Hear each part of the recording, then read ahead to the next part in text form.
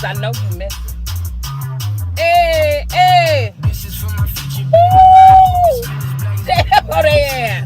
Hey, what's up, y'all? Thanks for logging on to the website. Same routine, y'all. www.chicagosatisfemaledj.com. I am your host, Sundance, and we back. Okay? I won't leave y'all ever again.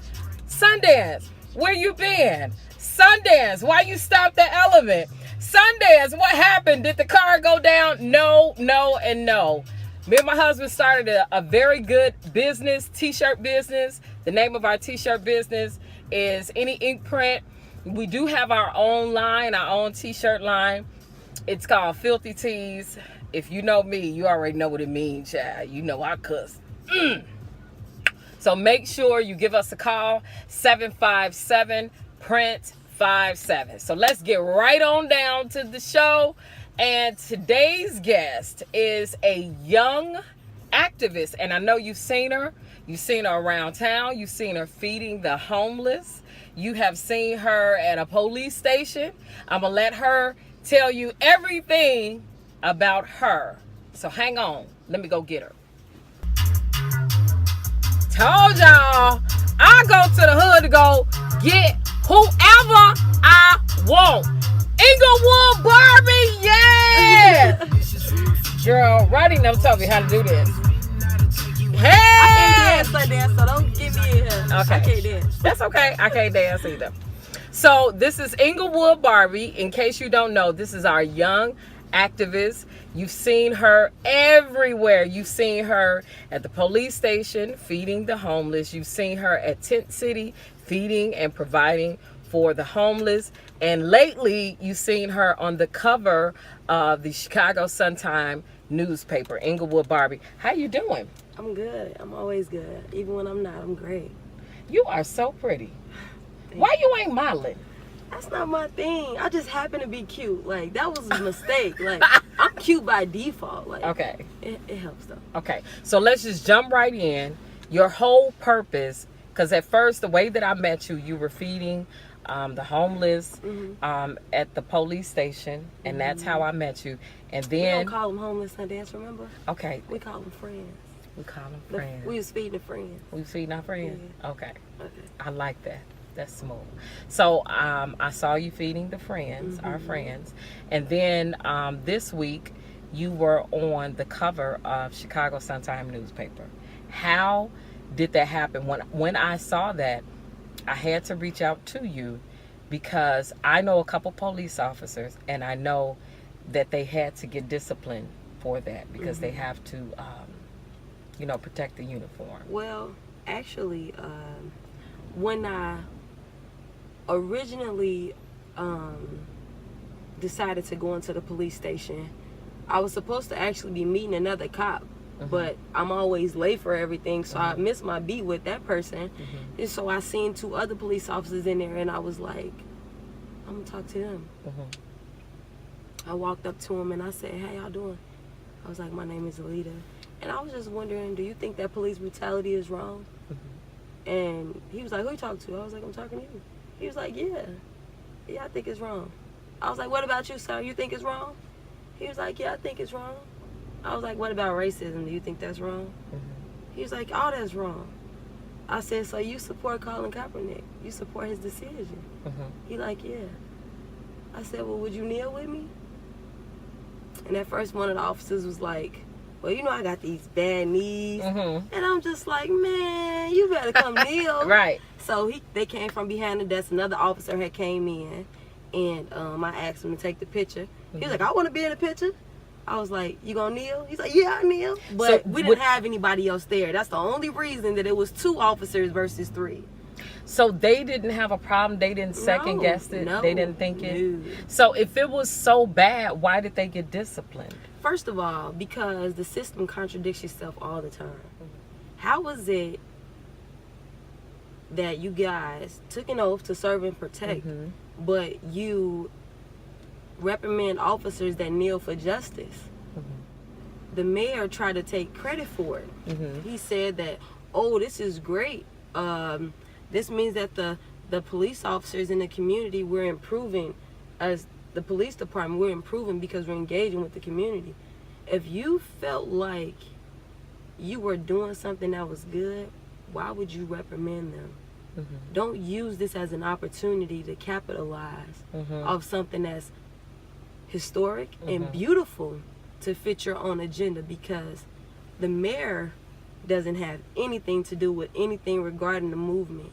He's had 2 years to try to get involved. He has never reached out to me and gotten involved.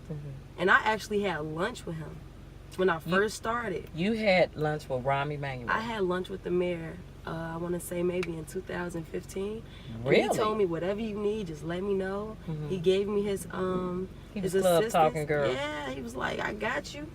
Never heard from him. He even took a picture supporting the movement. Like, I took a picture supporting Colin Kaepernick's movement with the officers. And I just don't understand what the difference was. I kind of feel bad for the officers. No, I that's think, the wrong way to feel. No, I feel bad because the fact that they were disciplined, they were reprimanded, and this will go in their records. You know, and you know, the first thing happens when you're at a job and they start the paper trail, you know, eventually you know what that leads up to.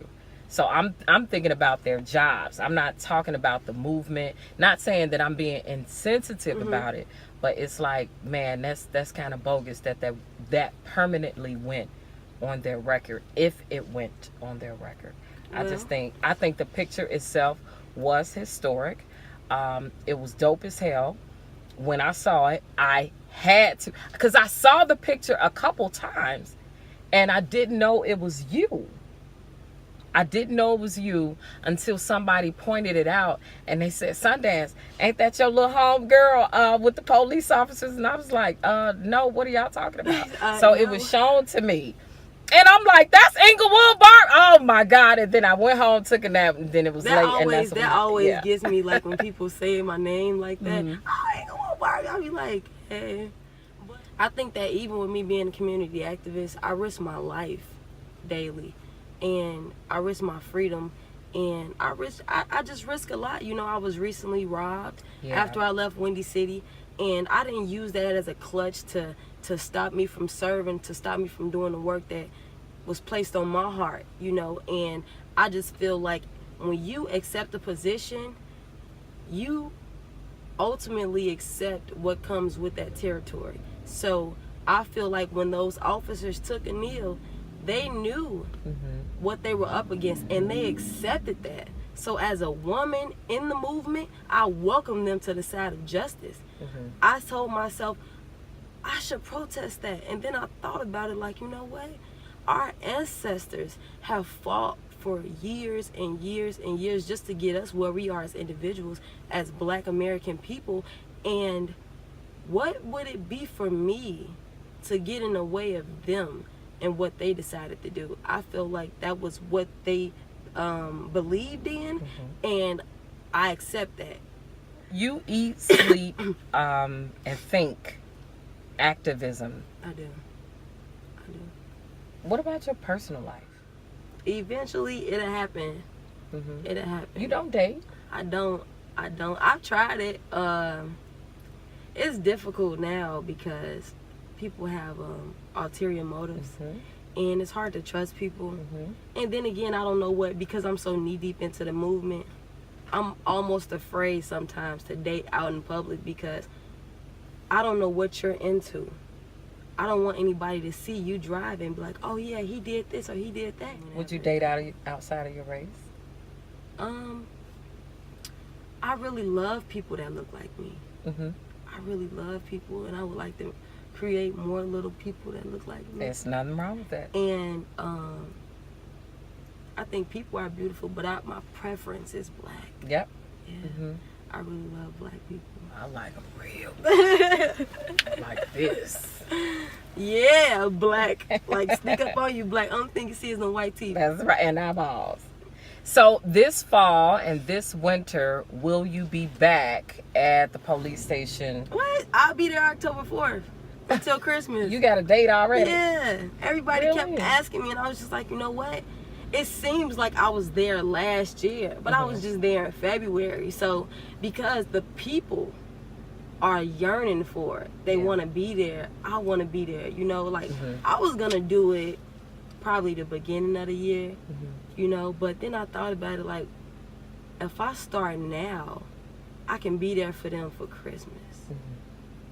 Me and my kids like that type of stuff, you know. So the holidays are the most emotional periods for people, everybody. And knowing that my kids know what I'm doing is like a beautiful thing, because they want to do it. I always ask them, and I give them the opportunity to get involved. I never be like, I'm about to go feed the homeless, let's go. Years ago, many moons ago, when I was working at GCI, I was DJing. I think I was DJing every weekend, plus, you know, radio station endorsements. So I was blessed. One year, my daughter pissed me off so bad that I had to constantly start taking her things away from her. And one Thanksgiving, I didn't cook. I got up and I went to the homeless shelter that I used to stay in before they closed. And I made her serve food to the homeless to let her know in 1 minute it can be gone. That's right. And in another second, you could be on the other side of this line. That's right. So from that moment, and she had to be about 13, 14. She's 28 now, and she never forgot that moment. We are the same age. She's never forgotten that moment. So Her. yeah, I just showed her, look, this is where we come from, and we could lose it. Yeah, we could lose it. So and that's anybody, you know. So I really commend you for everything that you do. I'm sitting on your block, you know, so I commend you for everything that you do. I and the appreciate fact you coming in the hood. that's okay. I'm from the West Side. I'm from Congress and Kilbourne, so it's gonna take a little bit more than this to scare me. I just commend you for keeping your kids balanced and keeping them, you know what I mean? Because some people, they turn their kids into media whores. They turn their kids, you know, they this every 5 minutes, and it's not even, you know, it's not even like that. You are allowing them to stay children. I'm really fortunate. Like, I'm a really blessed single mom. They make being a single mom worth it. All right, I'm gonna wrap it up. Englewood Barbie, let everybody know your social media. I know you just do Instagram, right? I am Instagram and Facebook. I am Englewood Barbie. Even don't let my following scare you, because it looks like a lot. It's really not. I do follow people that follow the movement. If you support the movement, I'll follow you back. I do that because I like to control what I see in my timeline. So if you are a positive person, you ain't got to be perfect, but you want to show some love to Hugs No Slugs, I'm going to follow you back and show you some love too. Thank you. Hugs No Slugs.